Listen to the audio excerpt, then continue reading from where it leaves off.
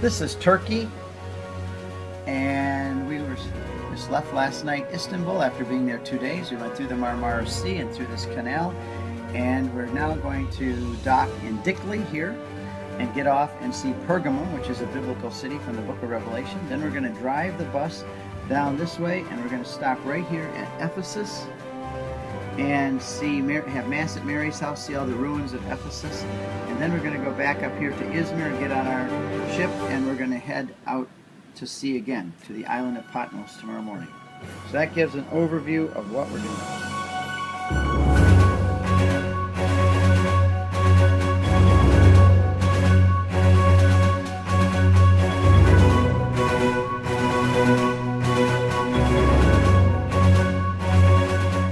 We are just arriving in Dikli, which is right near Pergamum.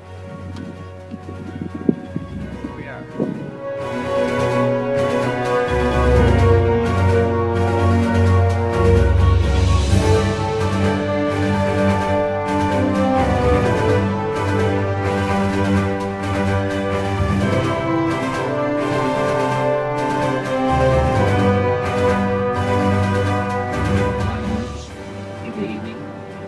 It's like the 4th of July of Turkey.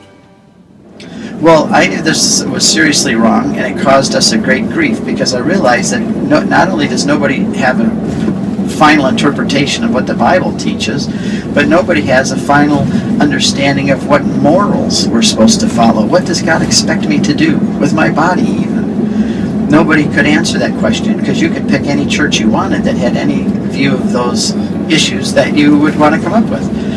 Say, for example, a wife wants to have an abortion. She'll go find a church where they say it's okay, so she doesn't have to feel guilty. Or if you want to get rid of your kids during the church service and you want to send them to the kids' church so you can have a wonderful, peaceful service yourself, you go to a church that has a wonderful children's ministry. Or maybe you want to have good coffee during the service, so you go to one of those mega churches with a comfortable theater-style seats that you buy a cappuccino when you walk in the door, get a squirt of hazelnut in it, and you set it in the coffee cup holder in your seat and you wait for the show to begin. Well, there's any kind of church you want to pick.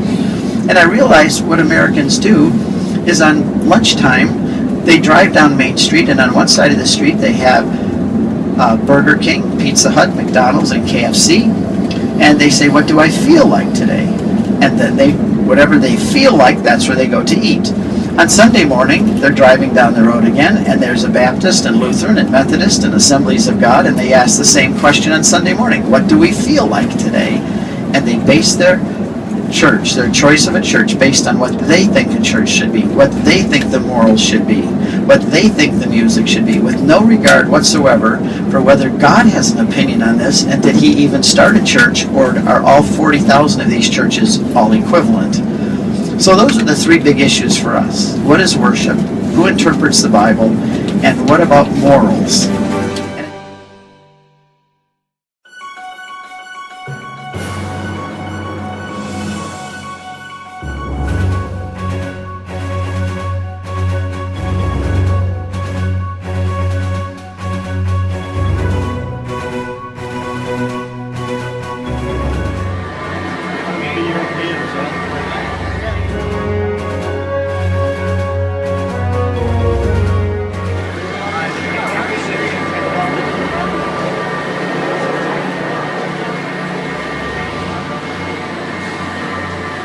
I'm Jared Idana, and this is for my Thursday morning book club. This is what the Bible refers to as the seat of Satan, the throne of Satan, in the book of Revelation.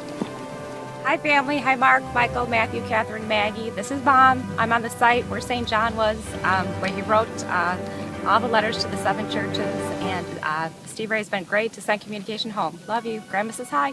In the book of Revelation, chapter 2, to the letter to the church of Pergamum, it says that there's a place where the throne of Satan, where Satan dwells, and that was the altar to Zeus, the king of all the gods. Therefore, most likely, almost certainly, that was what was referred to as the altar or the throne of Satan, where the head god of all the gods, Zeus, had his altar.